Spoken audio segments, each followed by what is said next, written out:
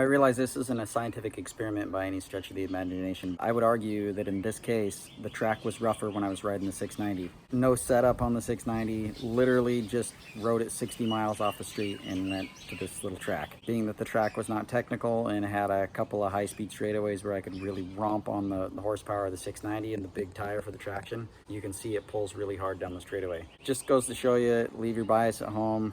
Rideability is a big thing. The ergonomics on the 690 are wonderful for me. I have, you know, a decent amount of hours on it. I ride it in some conditions just as good as I do my full-on 250F race bike. I was actually quite surprised. I expected a 2 seconds or so difference. Maybe if I, you know, did an actual controlled study, maybe it would turn out that way. I would say I was riding with just as much effort one day as I was the next, and maybe even less effort on the 690 day. Well, thanks for watching, you guys. I hope you enjoyed that, and subscribe and like and all that stuff, and ask questions if you want down below. This was a pretty funny experiment. See ya.